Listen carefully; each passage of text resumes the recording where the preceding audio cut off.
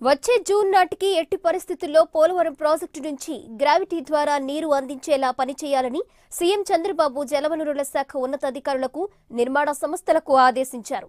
ఇందుకు అనుగుణంగా కాంక్రీట్ తవ్వకం పనులు వేగవంతం చేయాలని సూచించారు. ఆయన సంక్రాంతి పండుగ సెలవులు కావడంతో లక్ష్య సాధనలో కాస్త వెనుకబడినట్లు అధికారులు వివరించగా ఏప్రిల్ నెలాఖరు నాటికి తవ్వకం పనులు పూర్తి కావాల్సిందేనని సీఎం స్పష్టం చేశారు.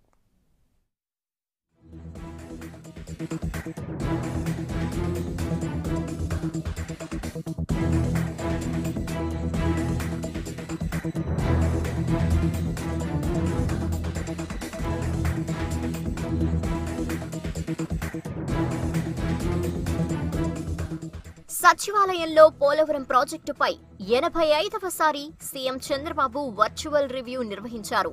ఇప్పటి వరకు 64% వరకు పోలవరం ప్రాజెక్టు నిర్మాణం పూర్తయిందని అధికారులు సీఎంకి వివరించారు. 36.79 లక్షల క్యూబిక్ మీటర్లకు గాను 22.71 లక్షల క్యూబిక్ మీటర్లు అంటే 61.70% మేర కాంక్రీట్ పనులు చేపట్టినట్టు తెలిపారు.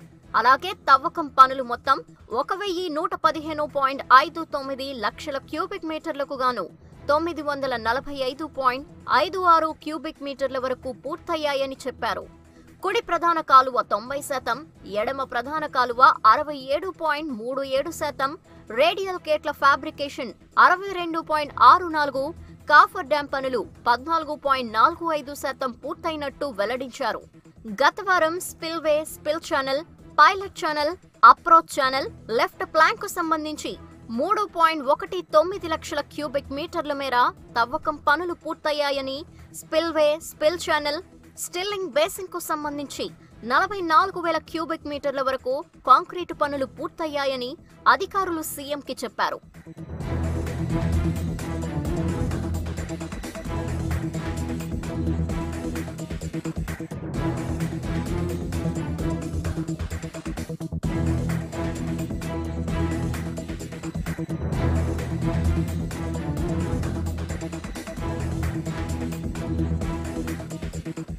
పోలవరం ప్రాజెక్టుకు రాష్ట్ర ప్రభుత్వం ఇప్పటి వరకు మొత్తం 15,585.17 కోట్ల రూపాయలు ఖర్చు చేయగా జాతీయ ప్రాజెక్టుగా ప్రకటించిన తర్వాత 10,449.30 కోట్ల రూపాయలు ఖర్చు పెట్టినట్టు అధికారులు చెప్పారు.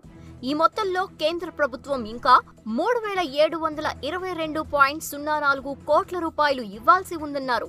మరోవైపు గతేడాది ఏప్రిల్ 23 నుంచి ఈ నెల 13 వరకు మొత్తం 272 రోజుల్లో 5,02,295 మంది రైతులు, విద్యార్థులు, సామాన్య ప్రజలు పోలవరం ప్రాజెక్టును సందర్శించారని వెల్లడించారు. పోలవరం ప్రాజెక్టు సమీపంలో ఉన్న కొండలపై రిసార్టులు, హోటళ్లు నిర్మించడం ద్వారా పర్యాటక కేంద్రంగా మార్చాలని అధికారులకు సీఎం సూచించారు.